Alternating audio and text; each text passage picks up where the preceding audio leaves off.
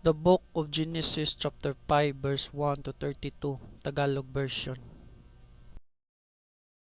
Ang lahi ni Adan. Ito ang kasaysayan ng lahi na mula kay Adan. Nang likhain ng Diyos ang tao, ginawa niya ito ayon sa kanyang larawan. Sila'y nilikha niya sa lalaki at babae, at matapos pagpalain, sila'y tinawag niyang sangkatauhan. Si Adan ay 130 taon nang maging anak niya si Seth na kanyang kalarawan. Nabuhay pa siya ng 800 taon at nagkaroon pa ng mga anak na lalaki at babae. Namatay siya sa gulang na 930 taon. Si Seth ay 105 taon nang maging anak niya si Enos. Nabuhay pa siya ng 807 taon at nagkaroon din ng iba pang mga anak. Namatay siya sa gulang na 912 taon. 70 taon naman si Enos na maging anak niya si Kenan. Nabuhay pa siya ng 815 taon at nagkaroon din ng iba pang mga anak. Namatay siya sa gulang na 905 taon. Si Kenan naman ay 70 taon na maging anak si Mahalalel. Nabuhay pa si Kenan ng 840 taon at nagkaroon din ng iba pang mga anak.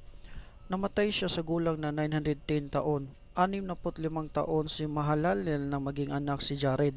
Nabuhay pa si Mahalalel ng 813 taon at nagkaroon din ng iba pang mga anak. Namatay siya sa gulang na 895 taon. Si Jared ay 162 nang maging anak niya si Enoch. Nabuhay pa si Jared ng 800 taon at nagkaroon din ng iba pang mga anak. Namatay siya sa gulang na 962 taon. 65 taon naman si Enoch na maging anak niya si Matusalem. 300 taon pang nabuhay si Enoch na kasama ang Diyos at nagkaroon ng iba pang mga anak. Umabot siya ng 365 taon. At sa buong panahong iyon ay namuhay siyang kasama ng Diyos. Pagkatapos nawala siya sapagkat kinuha siya ng Diyos. Si Matusalem ay 187 taon na maging anak niya si Lamech. Nabuhay pa si Matusalem ng 782 taon at nagkaroon din ng iba pang mga anak. Namatay siya sa gulang na 969 na taon.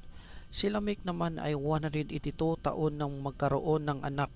Sinabi niya, mula sa lupaing ito na isinumpa ni Yahweh, ipinanganak ang luluna sa lahat ng ating mga pagpapagal at paghihirap.